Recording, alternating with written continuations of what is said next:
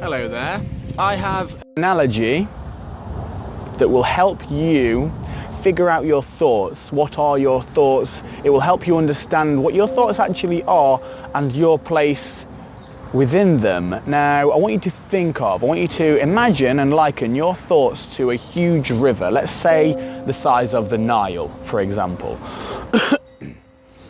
And you, amongst all this, are in a little dinghy, smack bang in the centre of this river, this almighty, all-powerful, all-encompassing river.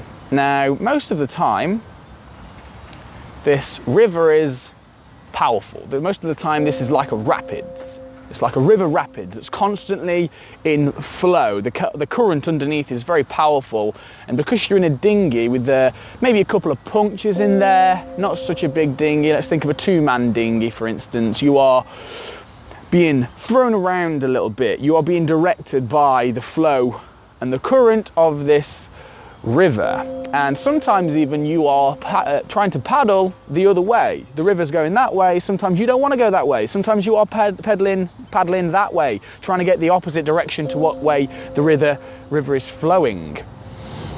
And because you've spent so long in this river, my guess would be your entire life in this river, you've actually forgotten that you are not the river. You have forgotten that you are separate to this river. You have forgotten this. You believe you've spent so long in this river that you think you're a fish.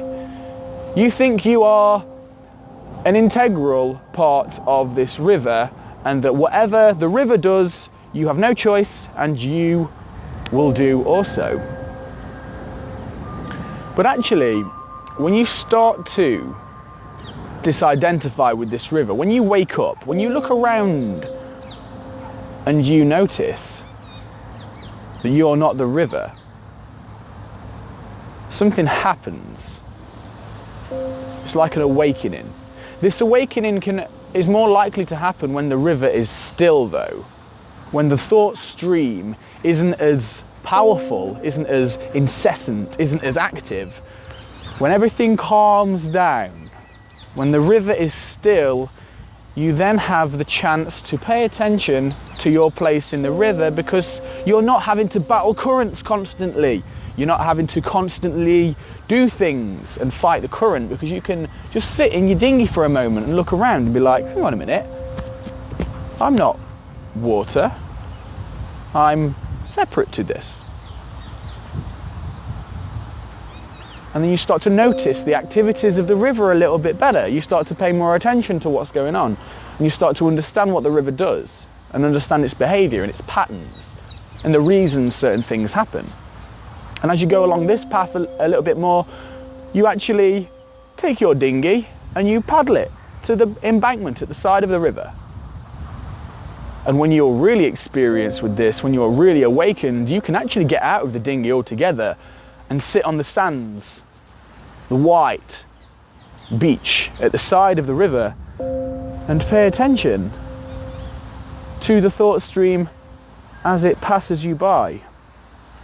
And you start to realize your true nature as the observer of the river,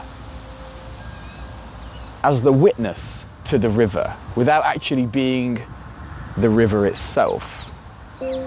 And when you actually come to this point, that's inner peace with your mind. That's inner peace with everything. So that analogy illustrates perfectly that you are not your thoughts. Your thoughts shape your reality. Your beliefs shape the way your brain interprets all the data it receives.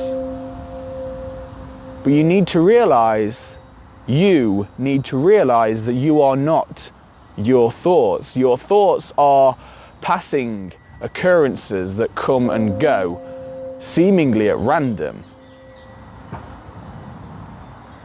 And you will do well to disidentify with this process. Notice the dinghy, notice your place within it.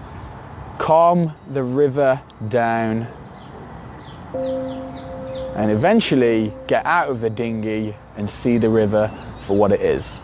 I hope that helps. I hope that makes sense. Take care and have a great day. Peace and presence to you. Bye.